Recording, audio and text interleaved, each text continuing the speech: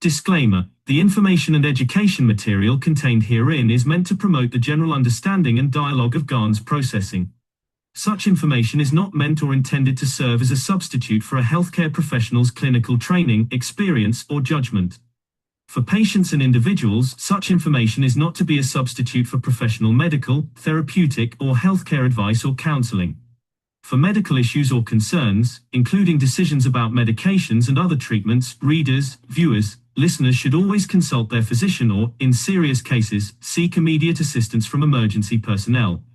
Prescription information, procedures, and use of medical devices information should be undertaken only by properly trained and certified medical personnel. We specifically disclaim any warranties, express or implied, including implied warranties of merchantability or fitness for a particular purpose. Such information is provided, as is, and is believed to be accurate at the time of its publishing, but it is the viewer's job to evaluate the accuracy of any information found in this presentation. Every case presented is of their own experience, applied by themselves for themselves, and it applies to their case only. Every person experiencing health problems should seek professional medical advice and consult their course of treatment with a doctor. The processes of plasma balancing described herein are a natural process which supports the body but does not replace medical advice or therapies one is already subject to.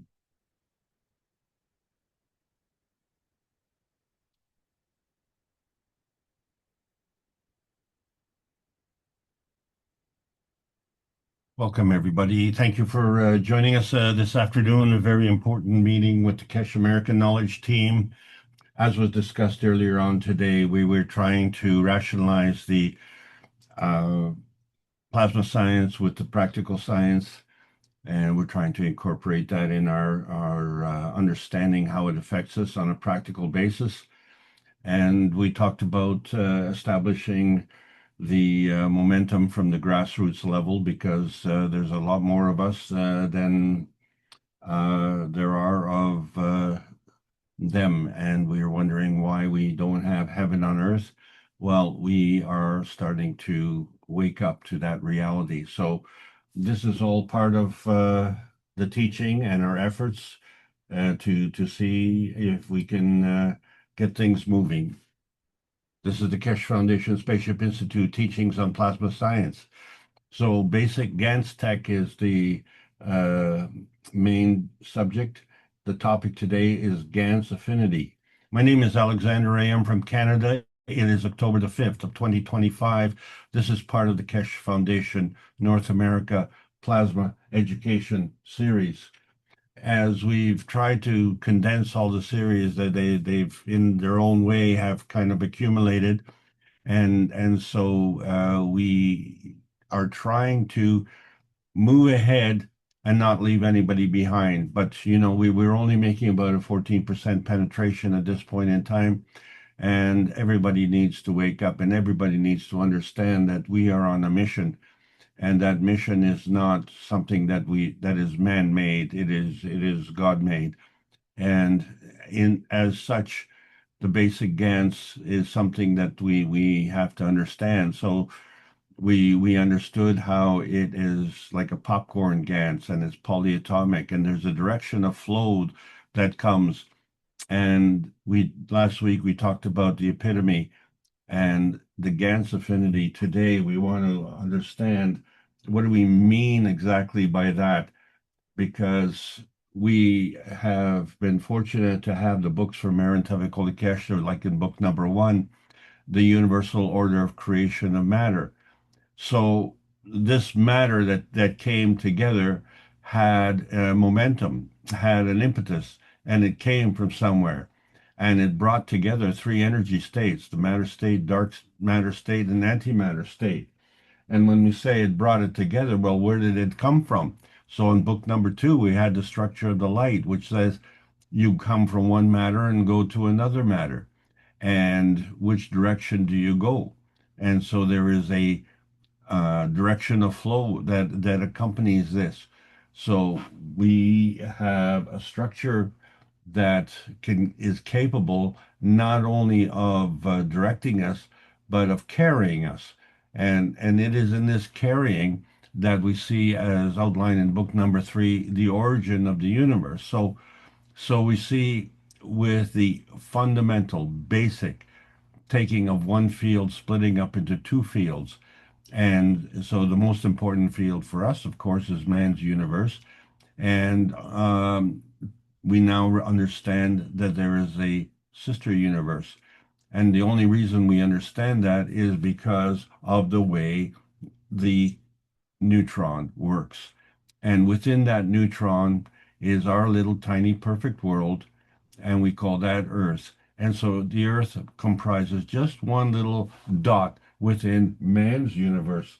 So clearly, when we are preoccupied with our physical existence, we are working with the smallest scheme, and we need to enlarge our schemes to understand that we are part of the universe. You cannot extricate yourself from the universe. And we've been trying to with Rick Kremen and the members of the Universal Council bringing forward for 398 weeks the one planet, one nation, one race for justice and world peace, so that we understand that we are one race of humanity, and humanity has compassion for humanity.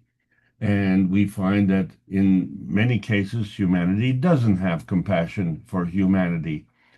And it's confounding to us because we all believe in the power of the family, and the family has this connection. It's a, in scientific terms, it's a covalent bond. So how is it possible to have this family connection, and yet we see brother against brother, sister against sister, the breakup of the families, and all the other melees that goes around on this planet? And is this, is this the kind of heaven that we are seeking? Or how was this created? And it's our failure to understand the basic plasma rule where the higher strength feeds the weaker strength. We live in our society where the higher strength eats the weaker strength, or the higher strength conquers the weaker strength. And either way, there's always a conflict point because it involves two fields of energy, and that becomes a binding zone. So there's no getting around it. When you look at the cops and robbers, the cops depend on the robbers, and the robbers depend on the cops, and that's how the two work together. So that becomes a binding zone, and it creates a manifestation. And in that manifestation, it has to have a density, a greater density than what it was. And that density is a product of inertia, which is the coming together of two fields. And so, in that density creation, manifestation takes over. So, the question is, what exactly is the inertia density manifestation process? And at what point are we talking about this manifestation? And since we're talking about the Gans tech, we have to understand that, as we said before, with the family unit, we're looking at some kind of energy binding. And more importantly, there's a self-serving energy binding. You are at that dimension point, and no one cares for you more than you do. No one. And you can abdicate that responsibility, and you will be disappointed because the result will always be against you, because that's what we are conditioning our society to be: energy binding, self-serving at the expense of others. And yet when you realize that the others need that energy binding as well. So we forget how we created our energy binding point, our inertia density manifestation, when we were born. And so we kind of relegate that to the pile of I don't know pile, and we go through life la-di-da, and we kind of accept things the way they are. But in conclusion, we find that we have a deficiency, and we don't question that deficiency because we've grown accustomed to it. So if we find that by being self-serving, we prosper, and it's at the expense of others, the others see that. and they want to mimic that. And they say, well, if it's good for you, it should be good for me. So either they're going to conflict with you, shall we say, creating a war, or they're just going to pass it on, domino style. Say, well, you steal from me, I'll steal from the other guy. And then we go on and we rob, cheat, and steal, and in fact, murder. And the question then becomes is how is it possible for a man who caresses his child to pick up a gun and kill someone else's child with the same hand? How do you make that decision? And why would you make that decision if you're part of the humanity family? It just doesn't make any sense. So when we understand energy and energy flow, we understand basically the concept of terracing, where we're connected by gravity. And this is kind of important because it implies a falling gradient. And so we patterned our lives with this falling notion. And as we say, we're falling into angular density. And that falling causes an increase in density and an increase in pressure and an increase, of course, in gravity. And so, all in all, it's an increased dependence on Earth space feeding, right? And there's this pressure. It's an internal pressure. It's like a popcorn pressure of the Gans tensity. That is to say, the Gans is the holder of all the energy, but that energy is conserved. So the angular momentum is also conserved. And so we're only seeing half the picture. And so we call ourselves the fallen angels.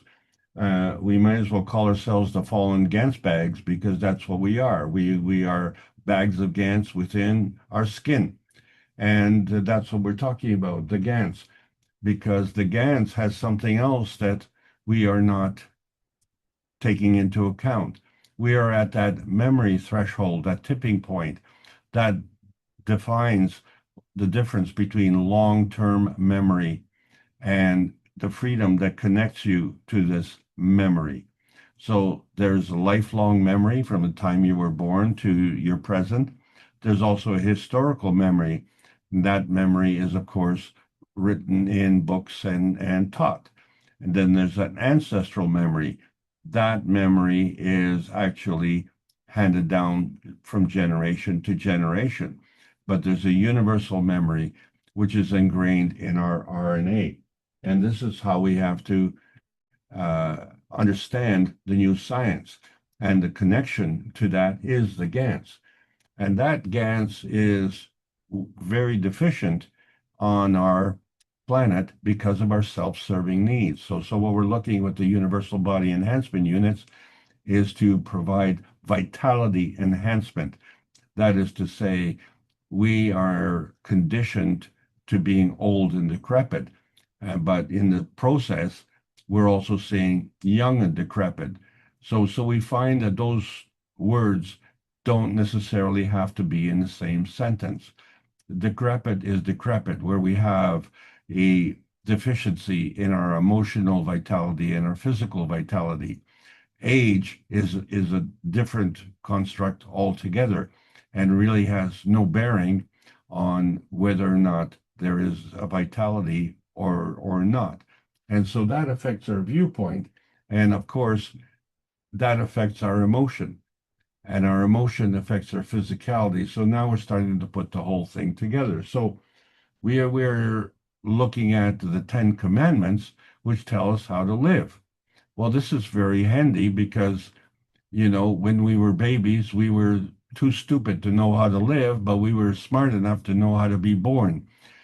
So we kind of accept that and we say, okay, well, thanks for the Ten Commandments. And now we find that there were another 14 missing commandments. And I'm not going to say that this is one of my favorites, but it sure is at the root of all the problems. Thou shalt not lie. And why not? Because if you're lying, you are deceiving. And why are you deceiving? Why can't you be truthful? And why do we need a commandment to tell you that thou shalt not lie? Why is it not automatic? You should tell the truth. But there are reasons, and we work on that. And that business we call poker. So we love to play poker and we love to have friends in the poker game. But when you look at the poker game, the reality is that everyone at the table is a liar and everyone has an interest in self-serving needs. And that self-serving needs is to take your money. And they don't want to just take your money, but they want to take the next guy's money and the next guy's. They want to take all the money. And so at the end of the day, there is a winner, shall we say, and it's measured financially. And then there are losers, and that also is measured financially. And of course, when we're talking about poker stars, well, winner takes all. Isn't that the name of the game? So each of us has, a pot that we bring to the table. And through the process of playing that game, some have more and some have less. And so, we call them poker chips. And then, of course, we have to deal them cards, right? Because that's really how we decide about poker. And of course, we see all the cards face up, but in reality, some of the cards are hidden. And so in that process, we kind of have to be deceitful. We have to be good liars. And we want to be good liars because a good liar will convince the others that they need to jump in with their money, or we need to convince others to drop out because we are all powerful, and that's called bluffing. And so you see the various hands, and of course, if we understand that everyone at the game is a liar, and how can you be friends with a liar? Every time you ask them a question, you have to assume that they're lying, because how can you tell the difference? And this is the problem. So in poker, you have to place your bets. Okay, so let's put the money in the table, and I think I have a stronger hand than you, and there are rules. Yeah, there are rules. And of course, we don't want to break those rules. And so last week we talked about the epitome of love, which is a perfect example of the embodiment of love. This represents the highest and most ideal form of it. And so it's often characterized by deep affection, selfless care, and often involves sacrifice or an ultimate expression of devotion, as seen in various different cultures. So, from the unconditional love of God to the self sacrificing love of a parent, quite different from that of a poker game. Because in a poker game, we're talking about loosh harvesting, that single minded intention, which actually becomes a hive mind intention. And that actually creates a Gans intention all in its own, which is the collective Gans of all the single individuals. So the loosh is the energy of your vitality, and that is your honey. And your honey is very desirable and everybody wants it. So this is what we're trying to do. We're trying to steal your honey. And we can do that on the transmission highway. But there is a transition highway and a transmutation highway, and we see the connection with the organic compound carbon. On the lowest energy level, we see the physicality of the carbon 12, but then we see the isotope of carbon 14 and the isotope of carbon 16, and each one represents an energy level that is higher. And we're not saying how much higher, we're just showing a relationship. And that's what we used to discuss the cups of life. We introduced the nanocoding process of the monatomic science, and then we created GANS. And that was the emotional strength of the polyatomic science, which represented our inner space. And in that, we had the strength of emotion and the strength of physicality. And we were able to, through this radiance manifestation, create all sorts of Ganses. And most important to us was the copper, the zinc, the carbon dioxide, and the calcium. And then, of course, interestingly enough, the water GANs and the amino acid GANs. And now there's a lot of excitement because we've been able to create a gold GANs as well. But we haven't stopped right there. What we are at is understanding the cup relationships. There's a magnetical gravitational relationship within each and every cup. And there is a soul radiance that resides in the center of the cup. And when you take the emotional cup, the physical cup, and the soul cup together, you create an overall magnetical field and a gravitational core. And that needs to be established in a place. We chose Earth, so we have the cup of the Earth. That interaction is another inertia field. So our relationship with the Earth space is the inertia cup. And so we now have 5 cups representing the magnetical gravitational relationship with the solar radiance.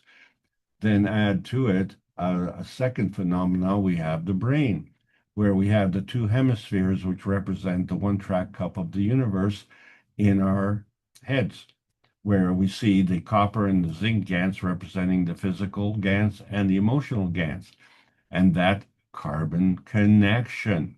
And so we have these 3 fields coming together, and they are always active and they don't dissipate, they don't disappear, they're continuous, but they manifest into a physicality.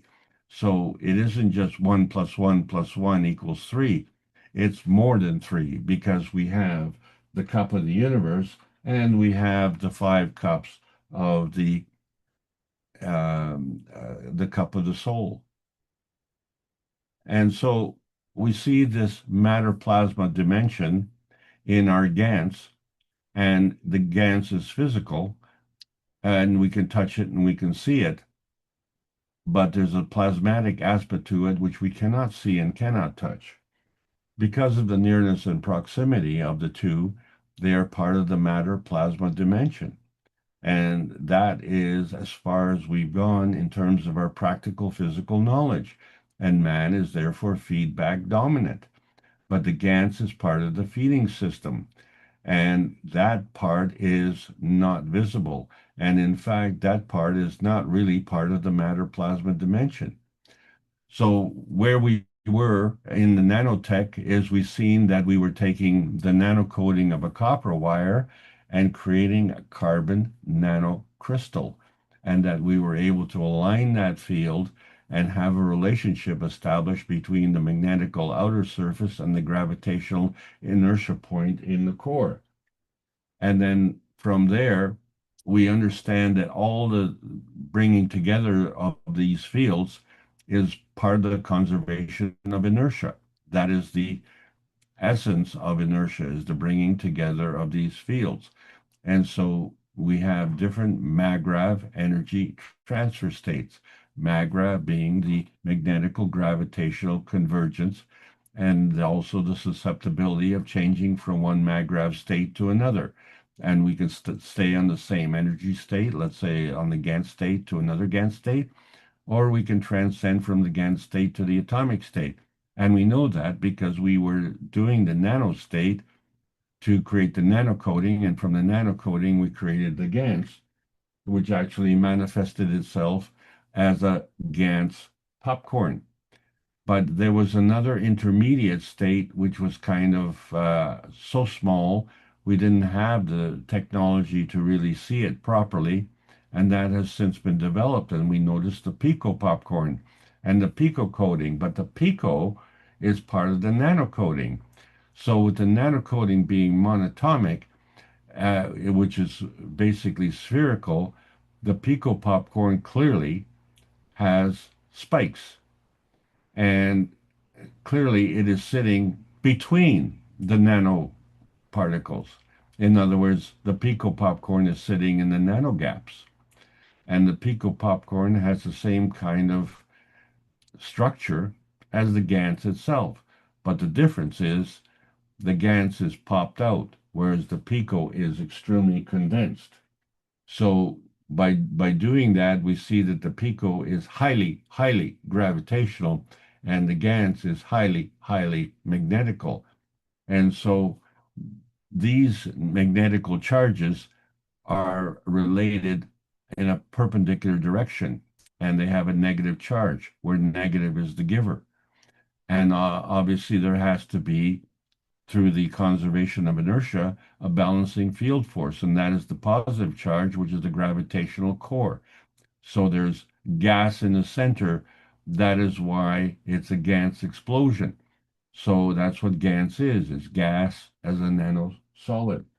So it's still tiny, but it is a much more powerful because it's not just one point, one nanopoint, but it, excuse me, it has the attributes of a picopoint with many spikes in the star formation.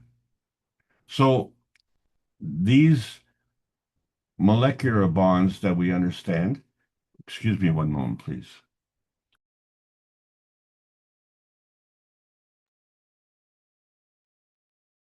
The molecular bonds create a communication link, and it's not physical. And so it becomes a covalent bond between two masses.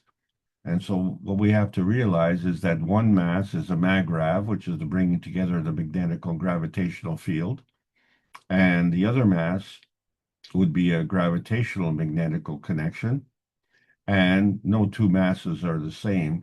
And so in that relationship, one would be smaller and one would be larger.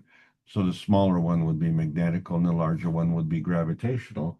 And that creates another magrav. So we have the convergence of two magrav fields and the creation of an inertia field, which is another magrav field. So we understand how, with the difference, when we had the copper wire, the copper was linked atomically and it was like a chain.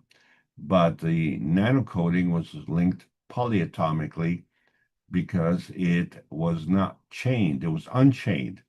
And the Gans is also linked polyatomically because the Gans itself is always involving two or more elements in the bonding. And so it is still unchained.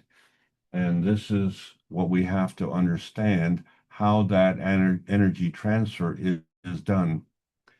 So when we look at the fundamental hydrogen and we say, okay, well, it always comes in pairs. It's not the only one. But what's interesting about the hydrogen is that hydrogen is not just hydrogen. It has a covalent bond, but it also has two different characteristics by flipping the poles. And so in one instance where the poles are alike, that is orthohydrogen, and when the poles are flipped and they're opposite, that's parahydrogen. And they actually have different characteristics. But the hydrogen itself is common not only to the source, but it's also part of the field connection of the carbon-14, which of course is part of the universal connection of the carbon-60. And guess what? There's more. There's the unicos beyond and the creator beyond. And this connection continues. And so that is the process of the path of learning that we need to follow. And in our understanding of the polyatomic GANs, what we have to understand that in these GANSs, we were able to create, as we said, the CO2 GANs and the zinc GANs and the copper GANs. And basically, the GANs is floating in a sea of water. And this is very important because we started to understand that there were certain characteristics of the GANs as it was sitting in the water.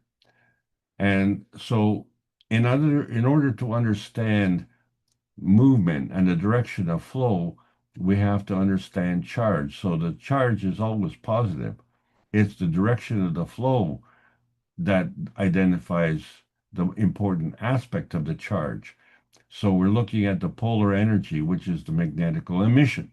and we're looking at the polar absorption on the south pole, which is the gravitational absorption.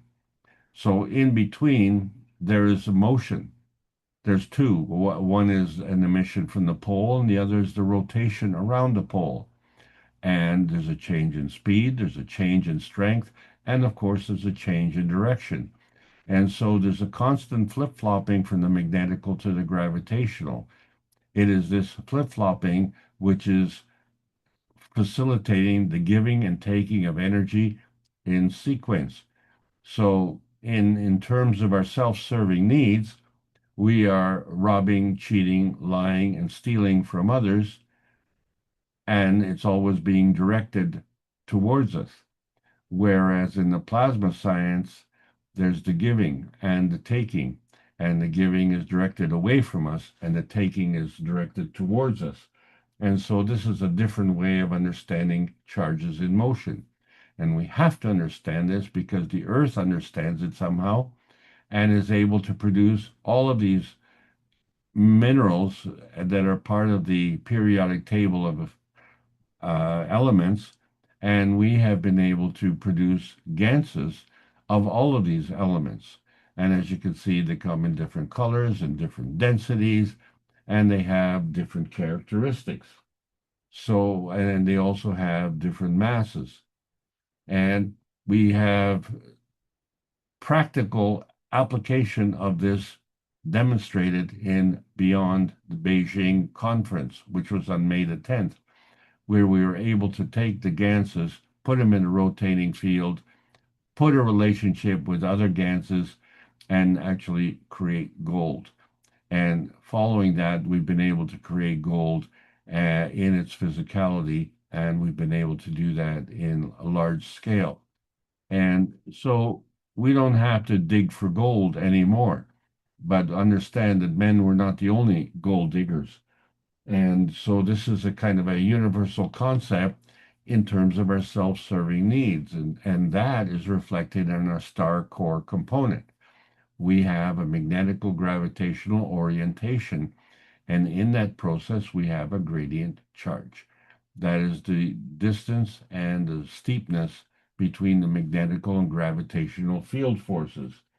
And it implies a direction. So the gravitational is giving to the magnetical, and the magnetical is giving from there. You have to have it to give it.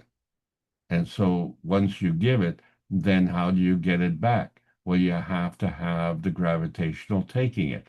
So that has to take it from another gradient charge. And so we have two star core gradients.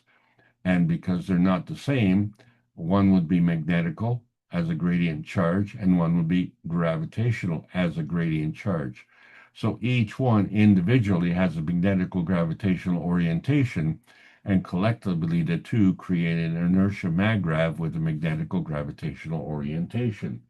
And this is true of the Gans as well. And so when these things come together and you say, well, they're like popcorn and they have spikes, well, how do we get this polarity to rationalize when we have 2 points of view and they're coming together? So the answer is there has to be some kind of rationalization of the magnetical gradient charge with the gravitational gradient charge. And so we have this Gans inertia point, which makes it more gravitational. And it's another point of view, and that is within the star formation. So now we have established a gravitational gradient charge, and we do a comparative analysis by bringing together these binding points. And because they're more dense, we find that there's a gravitational falling binding point. And it just becomes an arbitrary view at that binding point because we have to understand that there are loose ends and there are always more two or more apparent terminal ends. But where exactly do they go and where do they come from? So when we look at these inertia points, they make a decision based on something, and that is that manifestation point of view, and it revolves around a particular turning point, and that becomes the gravitational inertia point of these 2 points of view. In other words, that is the star core inertia point. And then, of course, these things are also susceptible to increase or decrease, whether they're on the magnetical or on the gravitational gradient charge.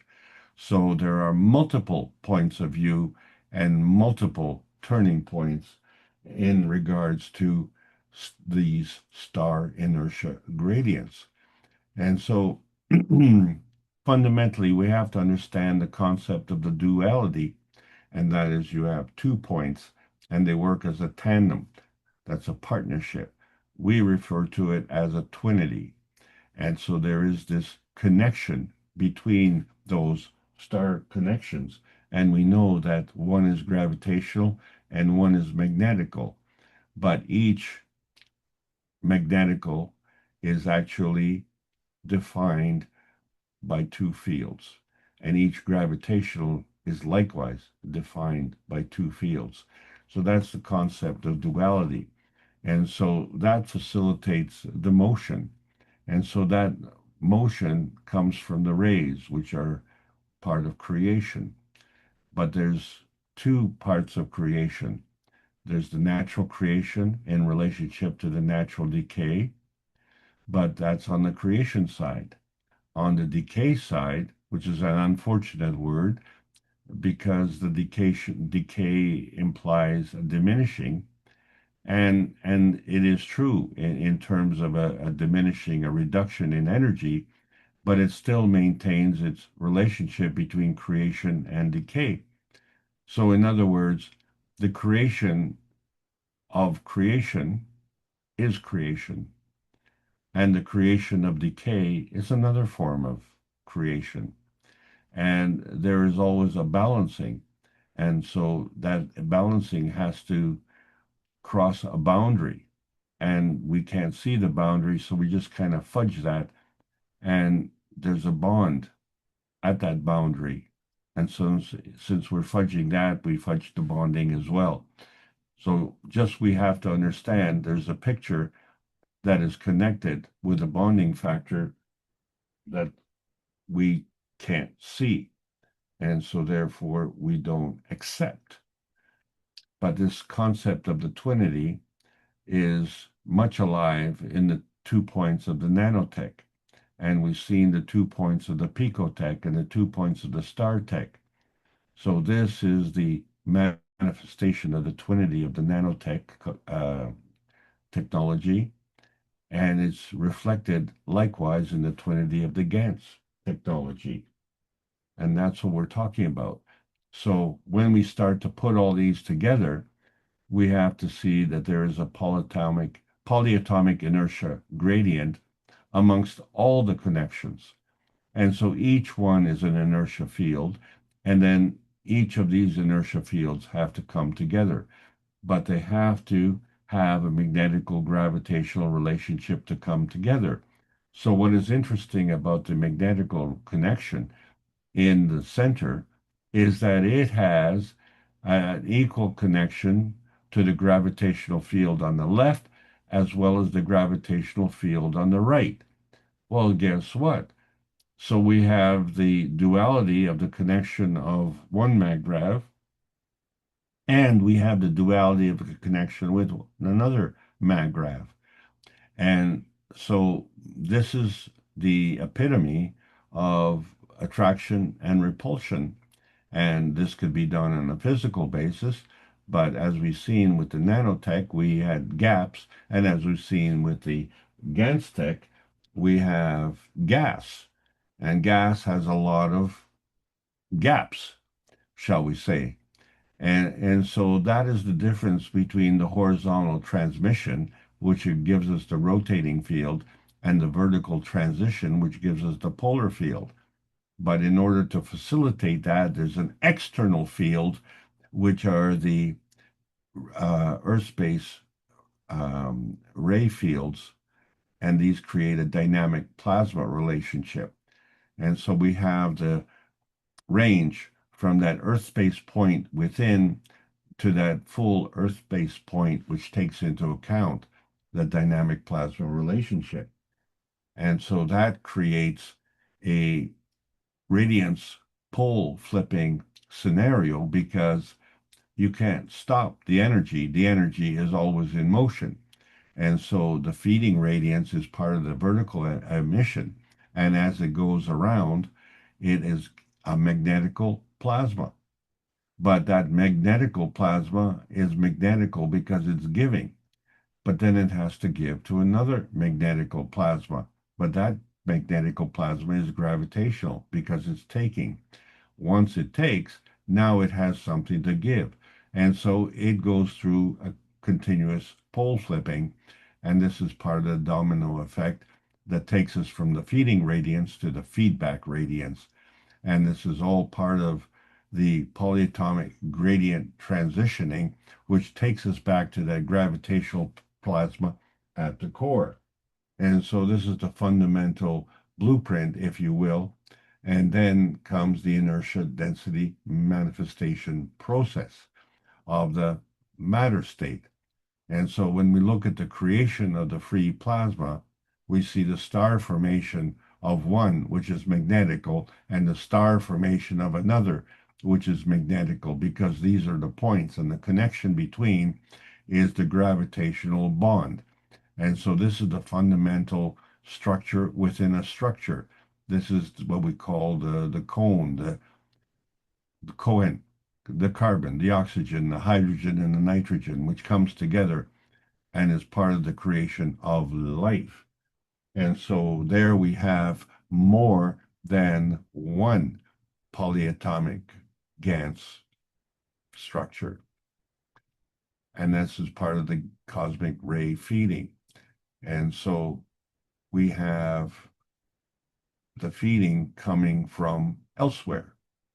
And that elsewhere is in a vacuum. And so when it comes, it has to be balanced by the plasma core vacuum. And so we have now set up a pattern to allow the cosmic ray feeding. And this feeding is on a continuous basis, but it's never at the same point, and it's never at the same strength. And it always is absorbed and emitted and causes the magnetical plasma to flip-flop from its magnetical to its gravitational format. And that causes the motion. And so that becomes the product that is a combination of the vertical emission and a vertical absorption. And that's in its self-serving nature. But we have to understand that it doesn't just work on its own. There's an interaction with other fields. So there's always an interaction with another field. So when we look at the basic carbon inertia highway, we see that we have carbon 12 and carbon 12 that is giving us the answer to the anomaly.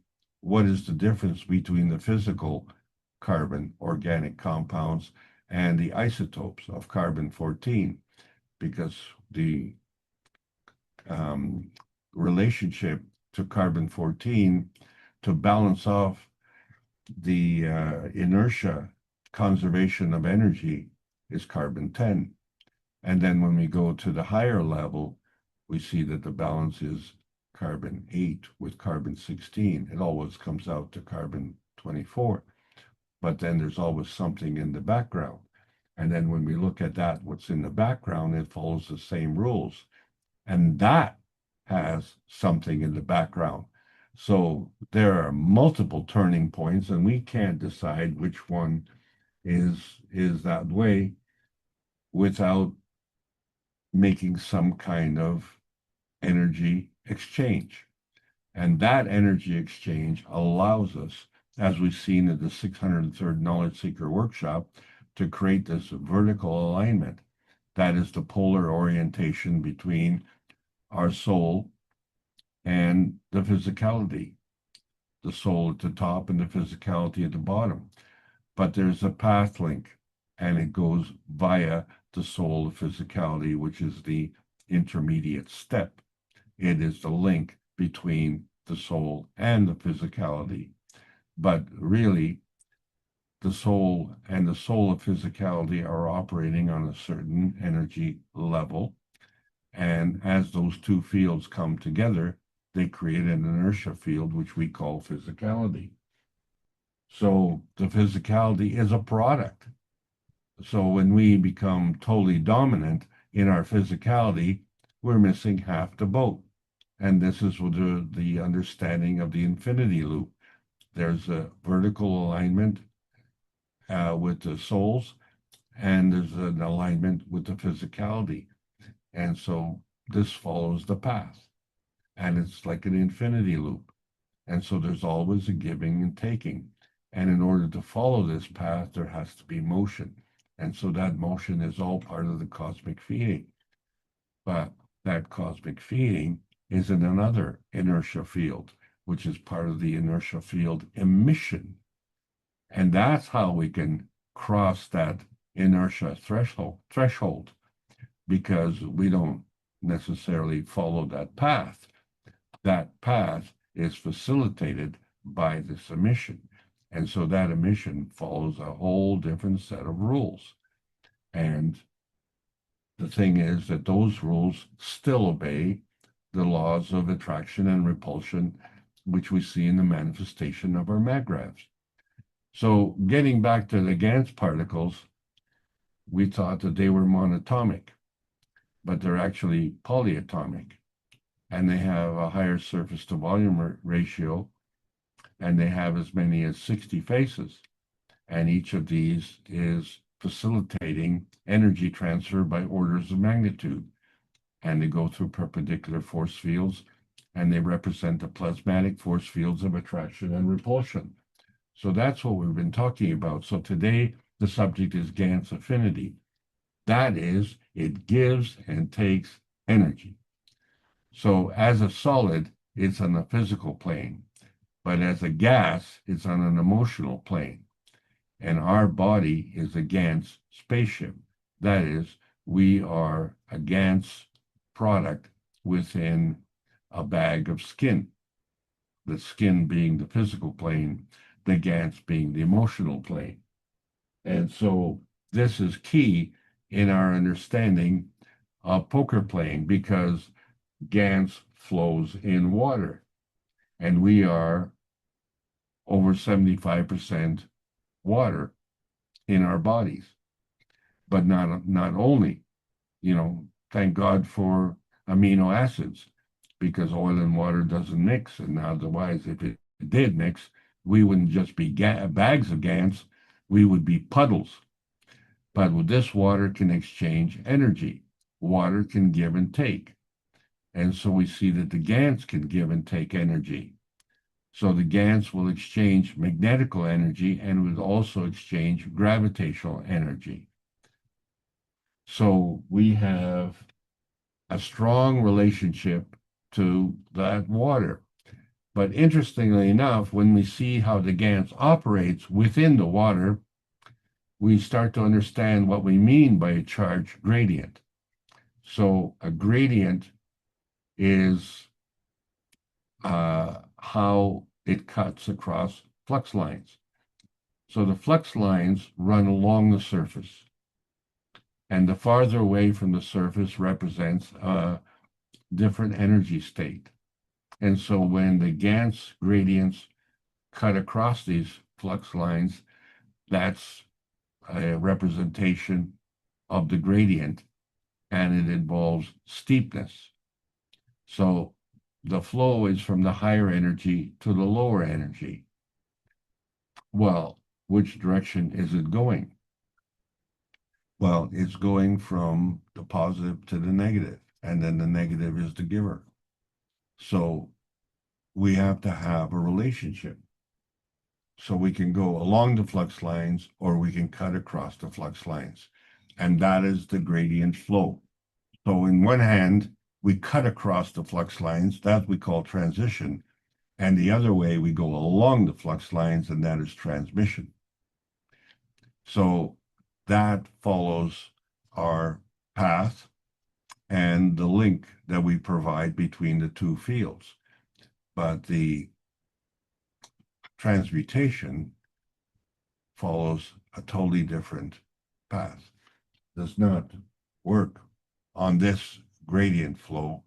It works on the maggrav flow. And so we see this in the Gans and its motion. Now, to really understand this, you have to understand that when you look at the Gans and when it moves down, it has to drop one energy level and pick up another. It cannot move, it doesn't drop one. So it has to give and take. There is an energy exchange. In the process of that energy exchange, it will move down a level. Conversely, it'll move up. We've seen the Gans actually rise. And so that becomes a gradient transition where it drops one and picks up another. But it drops the lower energy and picks up the higher energy. So it's a two-way street. And the faster it drops one and the faster it picks one up affects the transition gradient, the steepness. So the Gans has that motion vertically, but not only. You see, because when we look at the poker stars and we see how we've dealt the cards and everybody's placed their bets, well, the liars test your courage because the liars are all in. And they just assume that they have the strongest hand. And of course, we all believe that the liars are not lying because poker has rules. So we have to follow the rules, don't we? So in this case, 5 aces is the winner, and he's all in. So we have to understand the maggrav pathways. There's the attraction of the gravitational intensity. That's part of the feedback. And there's the repulsion of the magnetical outintensity. That's part of the feeding. And so when we look at the electron, which is very tiny, and the neutron, of course, which is very large, we can see that there's clearly a difference. And so now we understand how they work, but it's all dependent on your point of view. The thing about the Gans is that the Gans has attraction and repulsion. And so you don't even have to show the cards because the attraction is facilitated and manifest in its gravitational intensity. And the repulsion is facilitated in its magnetical outtensity. And so if we were to look at the relationship between the liar and the truth seeker, we will find that the pot in the center of the poker table will gravitate towards the truth seeker. And it will be assisted by the repulsion of the liar. This is the reality, and those poker players who understand this concept are more successful. Not just because they're better liars, but because they detect you as a poorer liar. You're a bad liar. And so as a bad liar, you become the loser. So is the good liar the winner?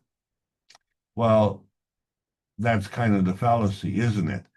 Because if you're playing against a billionaire and there's $1 million on the table, the chances of him being bluffed out of the game are really very poor, because $1 million for a billionaire is a drop in the bucket, right? This is what the gold digger said. Why should I marry a millionaire when I can divorce a billionaire? It's the same process. So you might as well go for the gold. But when you're playing with the Gans affinity, you see that the gravitational intensity does not just go to that one source when you have everybody at the table. The magnetical outtensity, first and foremost, leaves the lyre. And the gravitational intensity is attracted to the truth seekers. But alas, because of the dealing of the cards, not all of them can become the winners. So really only the best become the winners. But for the purposes of understanding Gans affinity in the game of poker, the best liar is the winner. But in terms of Gans affinity, the best liar is the biggest loser, because Gans is highly reactive. It reacts to emission spectra. So a liar has an emission spectra, and a good poker player can read that. And the Gans facilitates absorption. So a good lie detector will absorb that emission spectrum. So Gans in itself is a natural lie detector because you don't even have to deal the cards. Just throw your money in, everybody go all in, and you will naturally find out who is the biggest liar. And the biggest truth seeker will automatically win. And so Gans is a natural love detector in the same process, because the love, as we say, is part of the communication, and it has to be truthful. You cannot fake it. You cannot fake sincerity. You cannot bluff your way, although the gold diggers try, because their objective isn't to seek love, peace and harmony and family unity. They are looking for a divorce. So the object, of course, is to be a good poker player and deceive the millionaire. But why settle for less when we can deceive the billionaire? But Gans is a natural communicator, and Gans is also superconductor at room temperature. And when you consider that our bodies are operating at room temperature, you can see how we have a Gans affinity. And in that process, we know that nothing is nothing, something is something. But something is always something as opposed to being something else. And so we use that to determine the winning. But the thing is, when we look at the Gans and how we produce it, we see the rotating field. And in the process of manifesting that rotating field and making it stronger and stronger, we find that there's a hole in the Gans.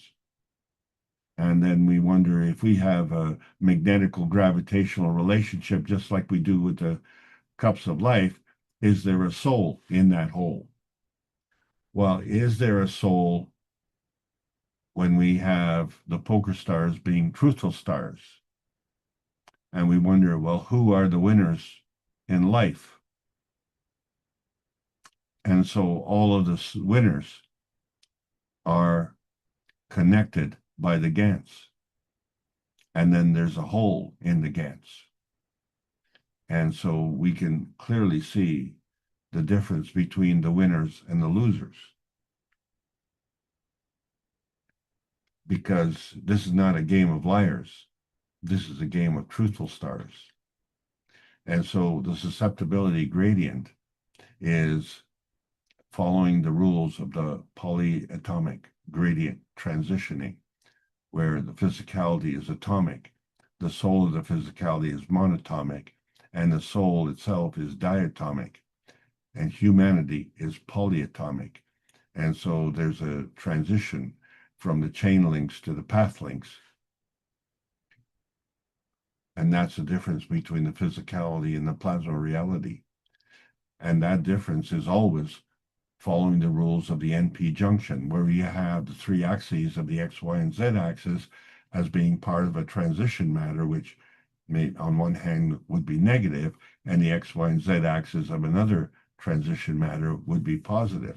So the negative positive junction creates an NP junction in its transfer state, and that is the inertia field. And now we have to see, well, which direction does it flow? So it always follows your attention. And so there's always a unity within the community, but there's also a unity within your inner space. So how do we apply this understanding? So within our inner space, there's a mental and physical bonding. We've seen that with the cup of the universe. There's a soul and consciousness bonding. We've seen that with the soul and the soul of physicality. And there's an energy and intention bonding. And so we've seen that with truth seekers and liars. So there's a natural progression. So we look at the nanopoint that goes towards density. And that picopoint is highly, highly gravitational. So that's all part of the inertia density manifestation. And then the Gans point, however, goes towards gaseousness. And that's towards that plasma point, which is highly, highly magnetical. So the progression is balance between power drawing, which is gravitational intensity, or power providing, which is magnetical outintensity. And so that follows the laws of conservation of energy, where you have the MAGRAV balance on one side and the MAGRAV balance on the other side. And when we say which side, it doesn't matter. There's always a balance, and there's a capability of porting this energy. So this energy state transition, which we call elevation, is going from physical matter state to energy state. And the other energy state transition, which is inertia, goes from the energy state to the physical matter state. So when we talk about the elevation, that involves expansion. And so that's how the energy portability goes from the pico state to the Gans state, because of the Gans explosion of the Gans popcorn. And so we see various Earth space range details and how they go from the basic hydrogen and increase the mass. And we've already talked about the amino acid, which involves the carbon, nitrogen, and oxygen. And we've talked about the copper and the zinc, which is the physicality and the emotion. But we are involved with iron and gold and sodium, magnesium, potassium, and calcium, and all the periodic table of elements. And they all come together, and they're products of the nuclear feeding inertia, because each of them are a fragment of the complexity. Each of them have a gravitational stability, and each of them are created through this dimensional portability, where you go from one energy state to another energy state, but you have the convergence of the three dimension points, the matter, dark matter, and antimatter, where 1 + 1 + 1 is more than 3, because you also have the manifestation of the inertia density. And so that is a continuous feeding process. And so when we look at the undifferentiated beginning and we say, well, fundamentally, the neutron came before the atom and the PM tick, and so the atom came from the darkness. And we say, well, let there be light. So the darkness is within and the light is without. But the thing is, when we look at the light, it doesn't balance. The mass of the atom is an electron and proton combination, but it does not balance the neutron. Something is missing. And that is the PM tick, which has to maintain its MAGRAV relationship within itself. So the principal matter is the coming together of the convergence of the antimatter, dark matter, and matter jet. That gives you your plasmagen conversion. But there has to be a place in order to manifest, and that is the Earth space. And that is your basic gravitational maggrav. And that interacts with the PM tick and creates your field interaction, which we refer to as the inertia. And in that process, we have the conversion of the inertia density manifestation. So one plasma coming together with another plasma, and there's always a difference. And so one establishes itself as the gravitational and one is the magnetical, where the higher energy feeds the lower energy. And then it becomes a dimension point where we have the gravitational convergence. And the key point in that conversion is the Gans, because it is in a gaseous state and it has a nearness and proximity to the plasma state, and it has a nearness and proximity to the physical hard state. And so we have this gravitational conformation of the hydrogen because we said let there be light, and it gives you an emission spectrum. And we can create Gans out of this hydrogen. And then we also have the awareness that even if we take away the light, the Gans has an emission. And so that becomes an auric point of view. It gives you some specific color. But in the night vision, it gives you a emission to tell you that it's alive. And so the physical interpretation doesn't give you any color. It's the color that is reflected by the point of awareness. And that point of awareness includes every color. And your aura reflects a specific point at a specific point in time. And it is totally changeable and totally susceptible to external forces as long as you allow it. So fundamentally, our existence in terms of physicality is dependent on oxygen because oxygen is highly gravitational. And so we have a confirmation of the emission of light and we see the crossing of that threshold, but oxygen is still a non-visible gas. But it is fundamental to our health and our welfare. And as we see by the Ganses, they frequently, in terms of gravitational structure, involve oxygen. But in terms of our emission, that involves hydrogen. So the oxygen is highly gravitational and the hydrogen is highly magnetical. But interestingly enough, when you bring the two together, they create water. And so now we have a dimension star formation where you have this maggrav singularity. You have the soul point of view and the soul of physicality point of view. And together they cross the threshold of awareness.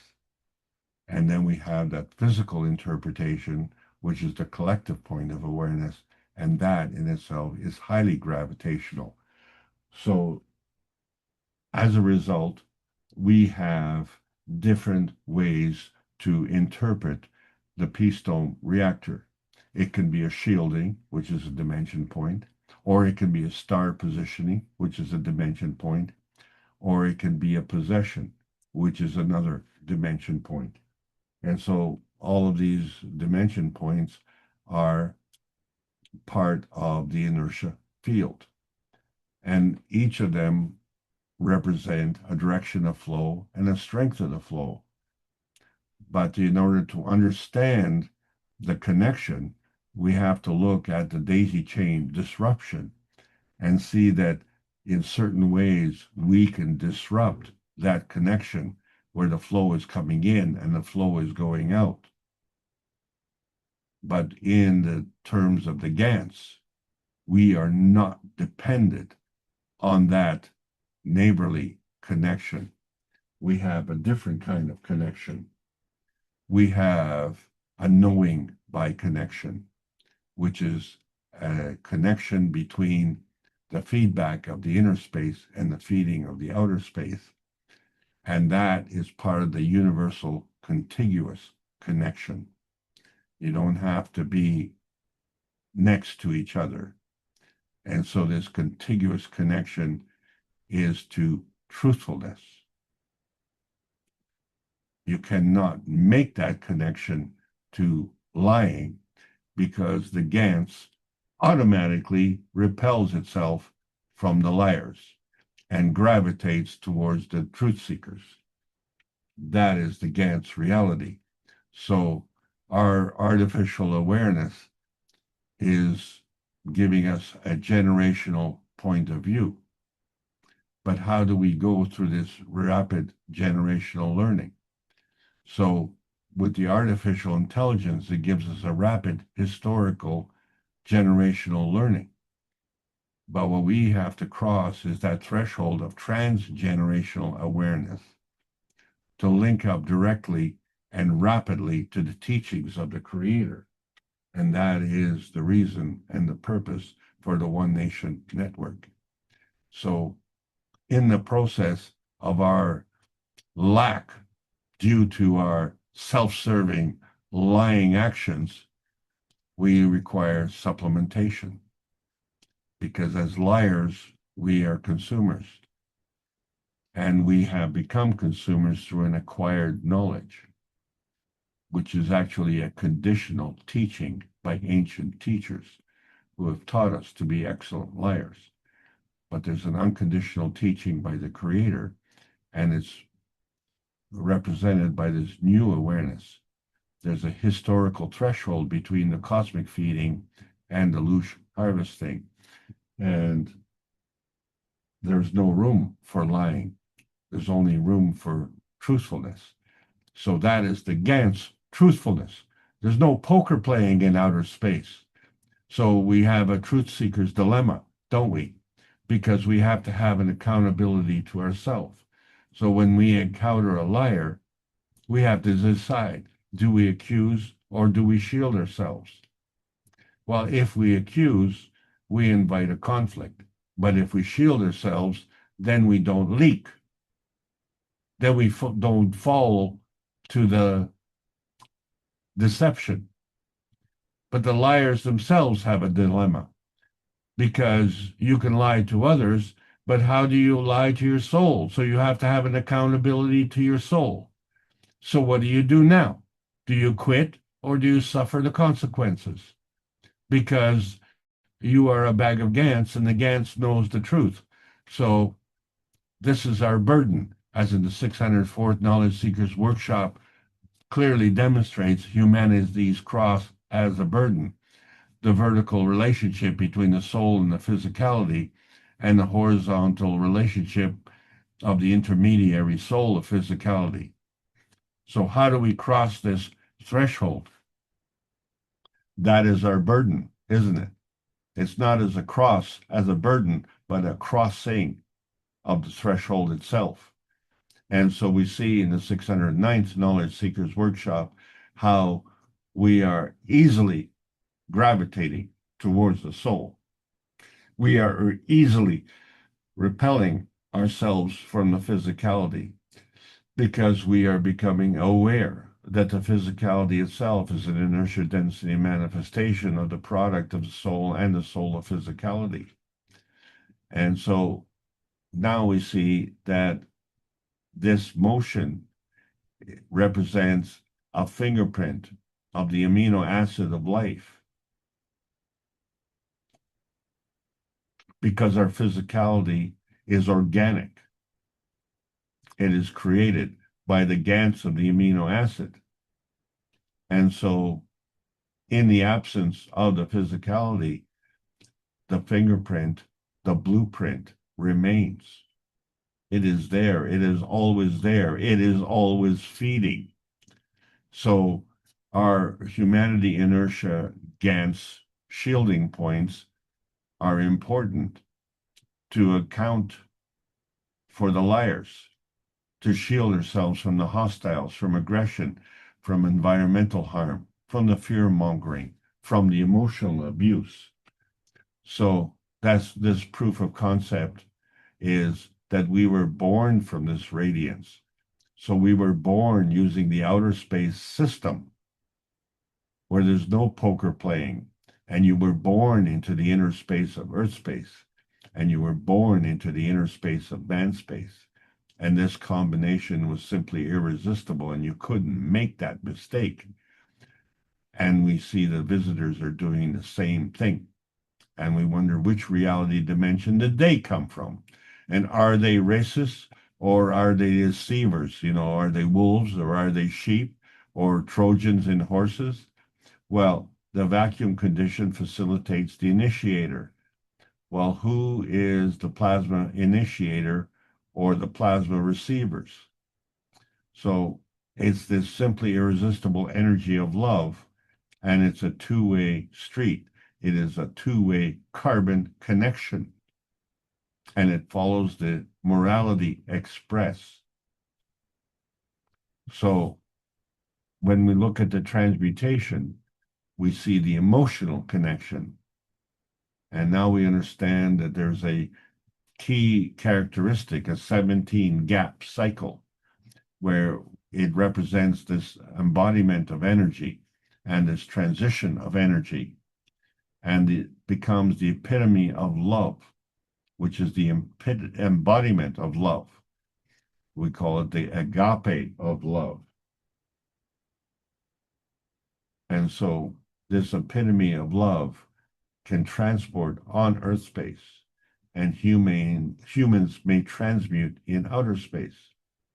So the connection is an emotion of love, but the connection is not an element. The connection is an energy pack. Therefore, love is not an emotion. Love is energy in motion, and it is simply irresistible. So when we look at the dynamic soul initiator, it comes from the soul of Creator, and it affects the soul of the earth and the soul of the family of humanity. And so you, as a soul of man and the soul of the body and even the soul of the cells, these are all representative of the epitome of life. And that's how it works. When we're heading into uncharted territory, we have to understand that we are at that turning point where many stars are beyond that nano monatomic state, but they're converging within the range, as we said, from decay to radiation. So we are the ancestral intelligence. We are the technology. We are the inertia product. We are the image of our dimensional convergence point. And so there is a soul food, and that is coming from the Creator. We have to plug in, tune into that, turn on to that power, and drop out of our resistance so that we can receive that inertia point, which is facilitated by us providing the proper pattern so that we get the energy. So for 610 Knowledge Seekers workshops in a row, we have been seeking the greater oneness.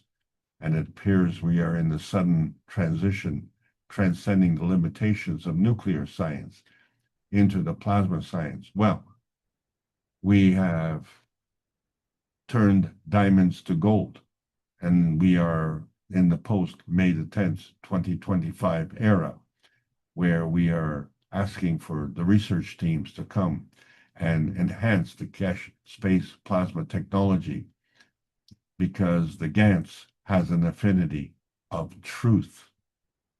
So in that regard, we need the technology release to be done with the benefit of the truth, because we can't sleep when our beds are burning, and oh yes, they are. We need a scientific, financial, and a political rescue. This all amounts to a preservation rescue and a consumption rescue. It's all part of the creation rescue. So we are continuing the transmutation tests now, and join us in October here for exciting learning of the new dimensions. Are we the fallen dimensions? Are we part of the three dimensions? We can't. We're just observers, how the dimensions come together, but the dimensions also diverge. And so there's a connection in between. And now we see the relationship between book number 1, book number 2, and book number 3. And our mission is to bring peace on earth and join humanity with the universal community. We want to bring man as equal to all the beings in the universe by teaching the plasma science and technology equally to everyone, that no one is left out, no one is abused to lack of knowledge. It requires a world peace treaty. So the Keshe Foundation Spaceship Institute Teachings on Plasma Science is welcoming all the beautiful knowledge seekers of the Carbon Nation, learning about the new selection process of the new organic plasma science. The World Peace Treaty needs to be chosen. Sign it unconditionally, mean it sincerely.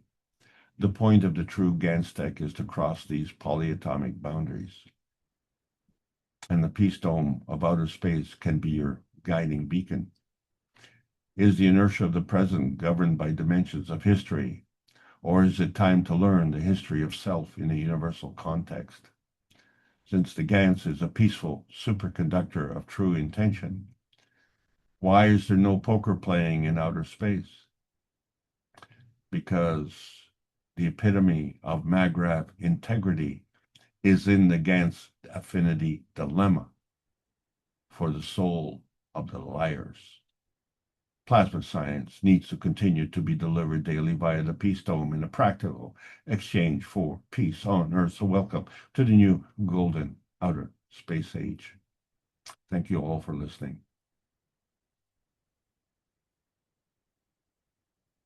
Okay, thank you, Alex. May your teachings travel far and spread wide across the planet and the universe. Let's see if any of the participants have a question or something they'd like to ask or ask for clarification. Anyone?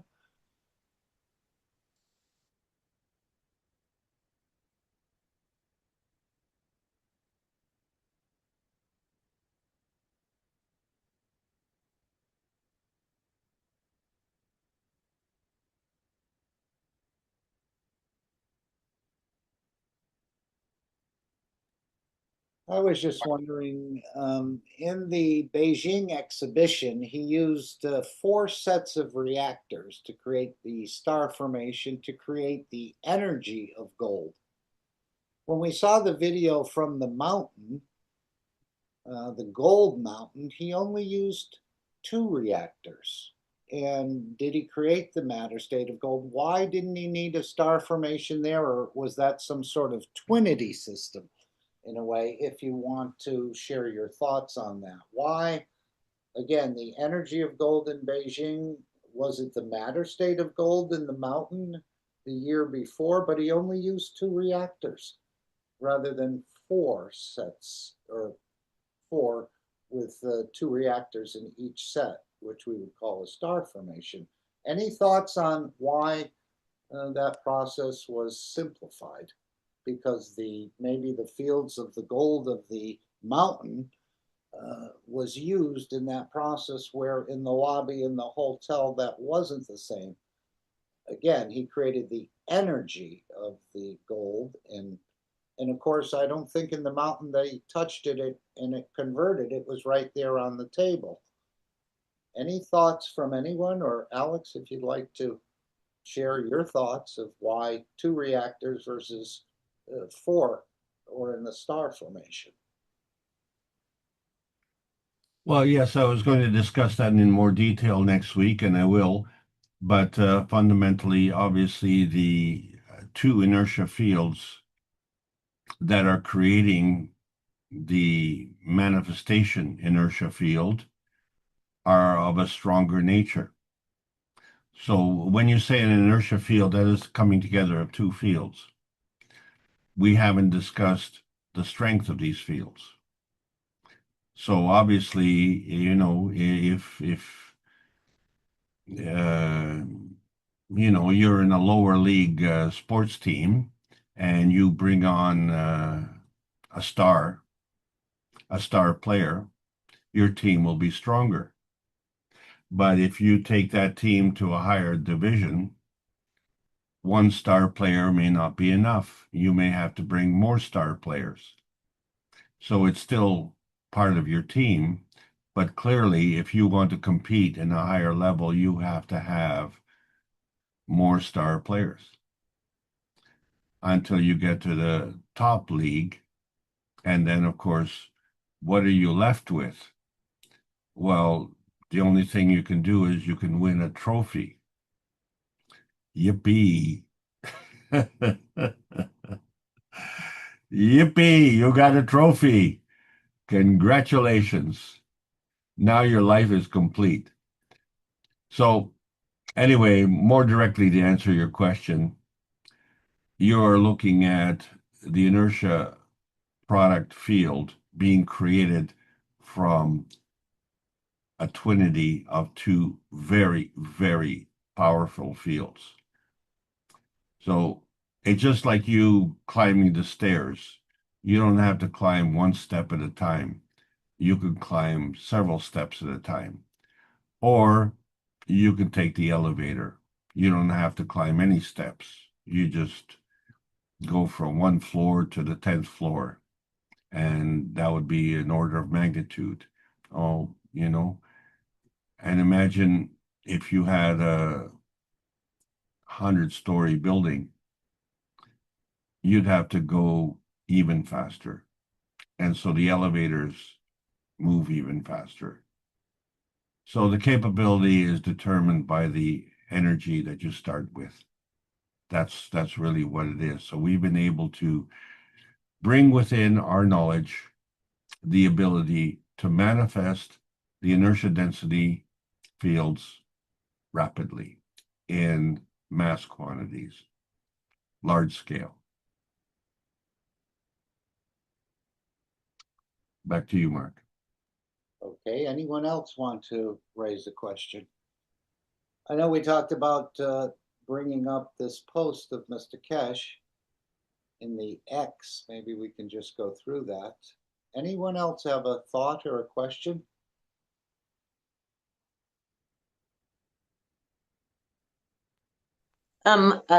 Mark, I was thinking about the 3i and the R2. Just after you do what you're doing now. No, go ahead, Gail. No, I'm just asking about, when we talk about what happens with the 3i, and Mr. Kesh relates it to being like the sperm, and the R2. I wasn't sure if it said one egg can cause the reproduction for everything, because the sperm would intervene and create, for example, a fish would go to the ocean and the combination of amino acids would be a bit different. Something else would go to the volcano. And was he talking about the egg as one egg, or R2 would produce many? The same thing that 3i does in producing many sperms. I wasn't clear on that. Yeah, I'm How not fully clear on that either, Gail. Maybe someone would like to tackle that. Well, I wouldn't mind.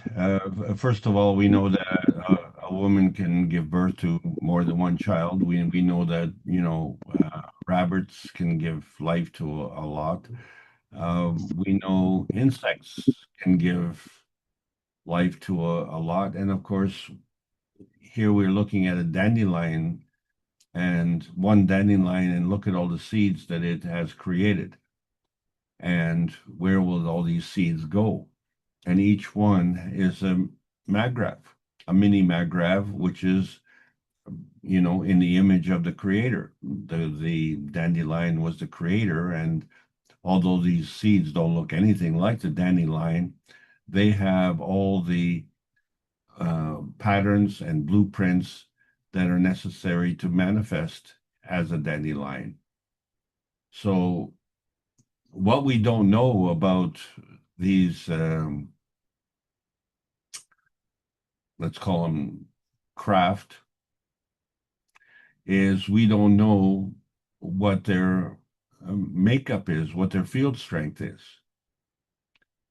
The thing is, the fact that they're converging in a highly improbable, statistical improbability is, it really isn't chance, is it? It's more like it's planned, because with the great speed in outer space, and it's actually not in outer space, it's in near space, inner space, is because it is still extremely fast. So, it doesn't take a great deal of time, shall we say, to miss each other, to actually converge, to get a nearness and proximity, to create a plasma field of interaction, an inertia field, is, and to leave it to chance, if you will, is highly problematic. That's really where the situation is sitting. It doesn't look like chance. It looks like it's done on purpose. But what we don't know is what is the species. Because we do know, for instance, we have a humanity race. We have the vertical people race. We have the horizontal people race. So these are all possible, and they all came the same way. The betting, if you will, is that this is a higher intelligence, because they actually have craft. But we have craft as well. It's just we call them cars, and we drive on the surface of the earth. They have craft, and they don't depend on driving on the surface. So they appear to be more advanced than we are. But when we say we of the general understanding, the general awareness, and the general acceptance. But if we're talking about the specific acceptance, what has caused this gravitational attraction? So the foundation has the technology within hand to have transmutation at a higher level than what these craft are. And that plays a strong, shall we say, motivation for them to seek an understanding of that. So it's like, what are you going to do today? Well, nothing. Or I'm going to watch TV. Or my favorite sports team is playing today and I have tickets. So you make a decision based on your intention, and your intention will follow a gravitational path link. So you have a choice. You can follow anyone you want, but chances are, because it's hard to get a ticket, that you're going to want to go to the game. And the biggest game in town is the transmutation. And that is the big attraction. So it would really account for the purposeness of this phenomenon. And because of that attraction, you know that it's operating following the rules of Gans affinity. Because on the one hand, there's a repulsion, but it's not based on deceit. It's based on an intention. And there's an attraction, which is also based on intention. So this is also following the rules of attraction and repulsion. And so it's manifest in terms of motion. And that motion is shocking us because that motion has been around all the time, but we haven't allowed it to come into our practical acceptance. And so this is our challenge. How do we bring together gradually and gracefully our physical acceptance of this new plasma reality? Back to you. Back to you, Gail. I didn't think that it was me it was coming back to. Well, I see the dandelion, and I'm just thinking in terms of some things that Mr. Kesh was saying that, we don't know whether they will want to manifest in the volcanoes or in the Saturn's rings, or any place that they may feel comfortable going to. So that indicates that womb, the R2, would have not just like a whole dandelion. Everything is going to turn out dandelion when it grows. So it would look at what would fit a particular environment. So maybe there are many different kinds of seeds and so on. Eggs.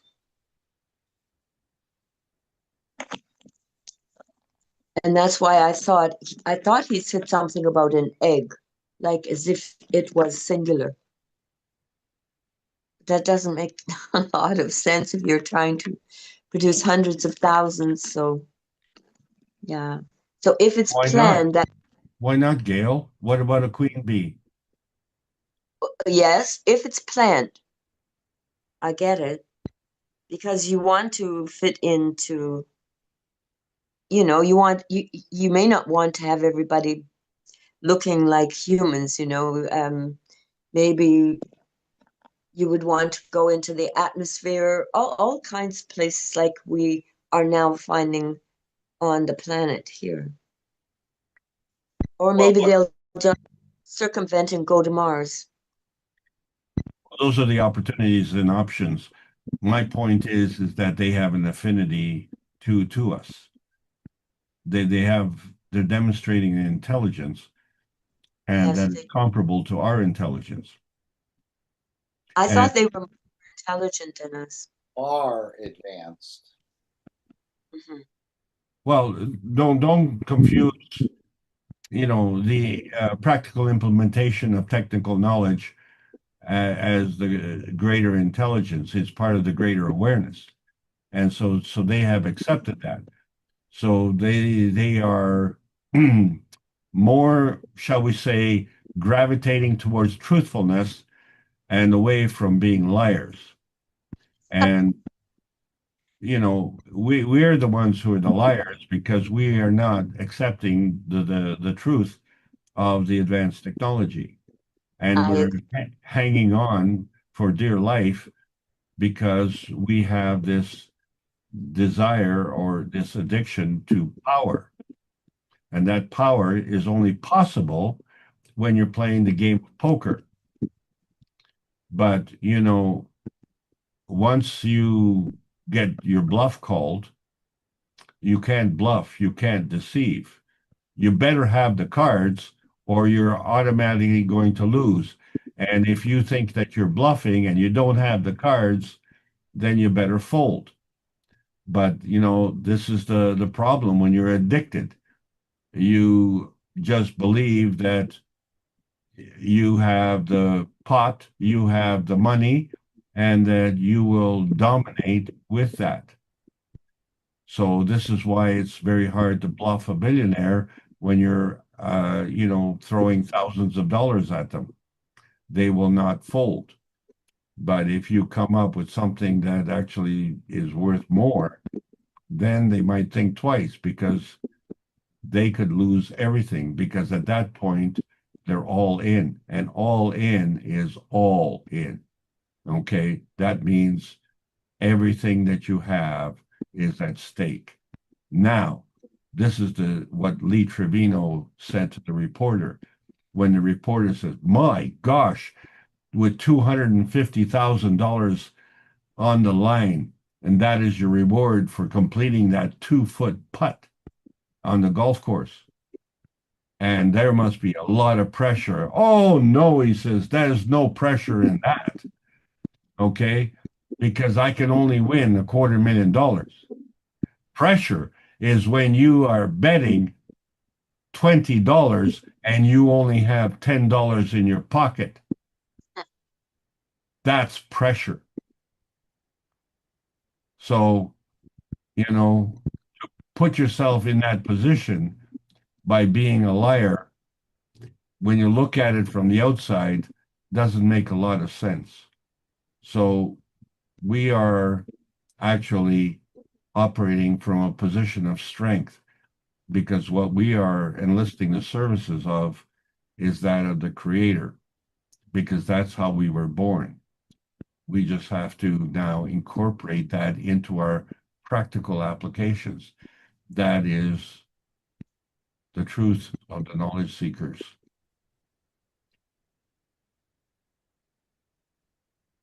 I have to tell it like it is. Well, yeah, who are you trying to deceive? Because in the end, you're the one that knows the truth. So, if one spouse says to the other, "I love you, but I love you Cadillac,"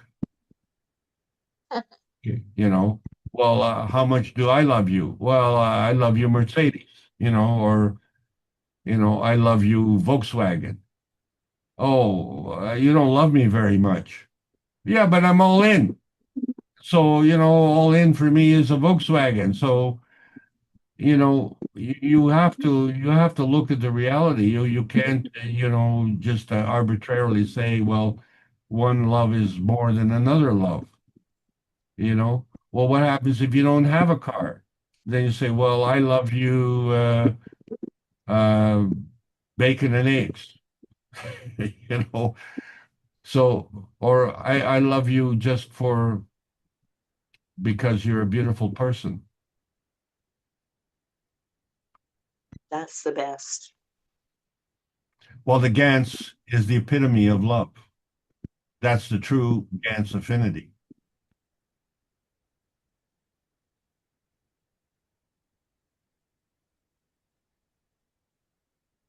Wow, I wonder what we're going to find out about emotion. Well, you were already on that trip. Maybe, but I'm saying if we're looking at something very unique and different, then we've got a lot of observation and learning to go through. Well, let's put it this way. If you're a racist, are you limited to being a racist to, the various races on this planet? What happens if you introduce a new race? Would every race suddenly say, well, we're no longer going to be racist to our little clan here. We're going to be racist against them. You know, uh, what we have to understand is that the laws of attraction and repulsion work in two ways. So it's nice to say, this is what I want to be attracted to me. But what you want to be attracted to also has to want you to be attracted to them. Okay, so if we're going to discover what is going on, we have to be part of the attraction process. And we have to recognize that our success in coming together is going to be how we match their attraction to us coming together. So in other words, we cannot answer this question if they do not share that quality of attraction. And that quality of attraction follows the rules of emotion. And if they are sentient beings the way we see it, they will have that Gans affinity, and it'll be likewise matching our Gans affinity. And so the foundation of this gravitational attraction will be already set. Do we welcome them? Do we welcome them as friendlies? Or do we welcome them as hostiles? When you are motivated by fear, then you will automatically want to defend yourself somehow. But are they attacking us, or are they visiting us?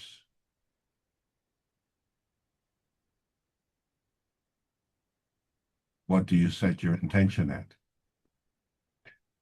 Back to you, Well, Mark. I mean, me personally, at this time, I see them as friendly. They're, they're not exactly bombing us or throwing our planet somewhere. I should say throwing us off the planet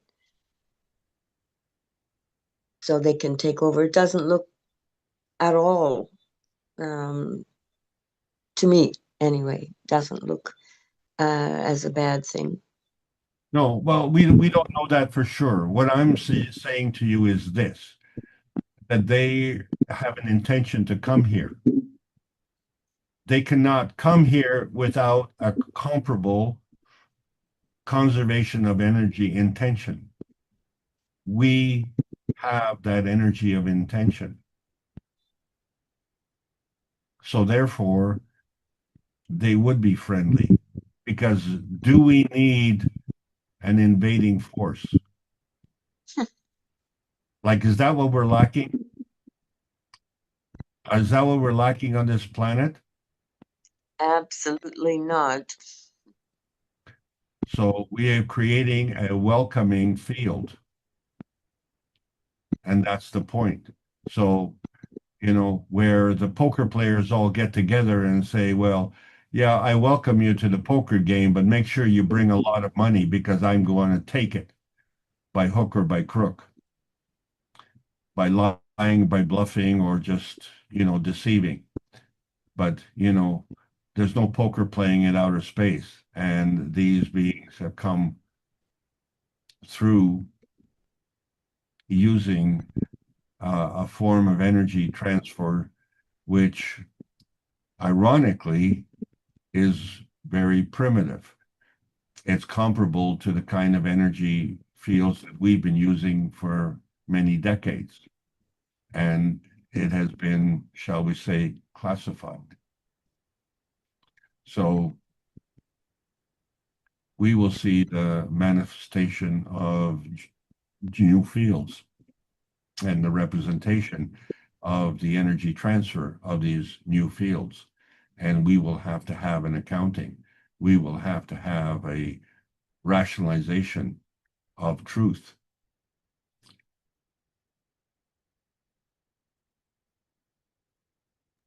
I'm glad we have someone who has knowledge, because otherwise we would be in complete confusion with different agendas or intentions all over the world from the leaders. Well, again, the intention in many cases is physical, and the intention is denying the soul.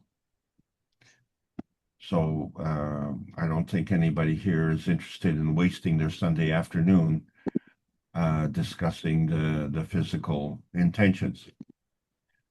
We are all trying to understand the true soul intentions, and the, shall we say, the judge is yourself. And if you think that you can play poker with your soul, yeah, go right ahead and suffer the consequences. But, you know, what we're teaching is that the truthfulness is there, and the Gans has an affinity for that. We've demonstrated that. And that's how you can communicate with your pets. That's how you communicate with the plants. You know, we say someone has a green thumb, someone has a black thumb, referring to their ability for allowing plants to grow. And then we know about the plasma water. We know how it affects agriculture and how we can increase the production, the yield by 300%. Okay, so by setting the pattern, we get the energy and we get the reward. So take your pick. What do you want? A larger scheme or a smaller scheme? And enjoy what you choose. Thank you all for allowing me to present today. And, you know, we are all on this exciting journey because we are in uncharted territory. So please go confidently and please go wisely. Thank you. Thank you, Alex. Thanks. Anyone else? I was thinking,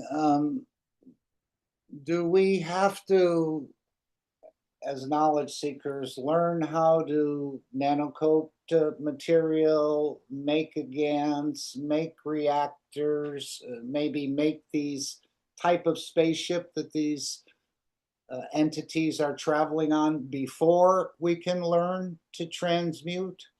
Or can you take a man on the street and teach him the transmutation without ever hearing of a GANS or a nanowire or even a reactor as we know it? Any thoughts or comments on that? Can we go from the second grade to the 12th grade, let's say, without the... Well, you have to ask is the Aborigines in Australia. So, you know, maybe some of them have never seen a car. So you have to ask them, you know, how would they react to that? Can you take them that way, or do you have to introduce them to a donkey first and then a cart? Right. Do you have to ride a bicycle before you can ride a motorcycle, before you can get into a car, before you can go on an airliner? I don't think so. Well, yeah, and of course the belief we've had all along, you know, is that, you know, the greatest invention was when man invented the wheel, and what a revelation it was, and how long it took for us to do that, right? And so we had a cartoon series that, you know, many of us are familiar with, the Flintstones, where, you know, you look at their car, it has rocks for wheels and they weren't exactly round. Well, Jack and Jill went up the hill to fetch a pail of water, and they slipped and fell down the hill. Well, guess how they got down there really fast? They rolled. How long does it take for you to understand that a round wheel travels faster than a bumpy wheel? So, you know, you don't need multiple generations to invent a wheel.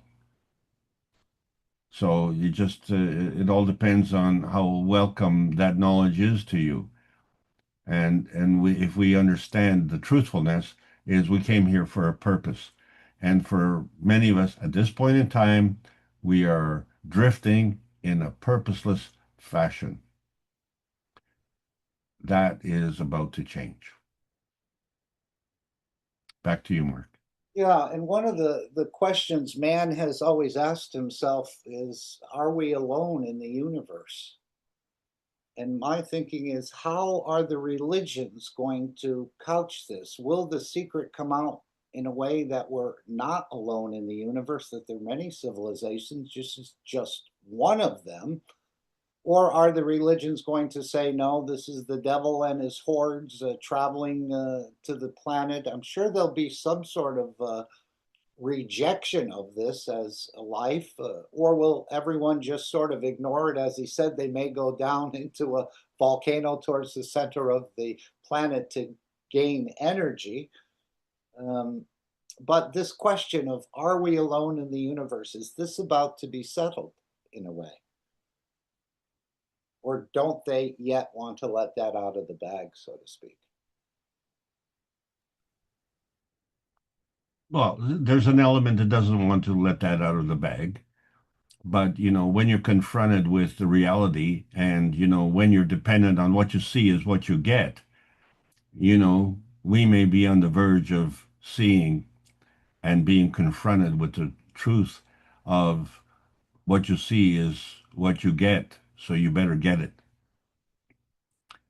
I think it's a very exciting time. And we really, at this point in time, don't have to do anything, because beyond our individual capability of purchasing One Nation network cards, which is going to set us up for the plasma communication system, there's not much else we can do at this point in time, because we are not the travelers here. We are the destination. Back to you, Mark. Yes.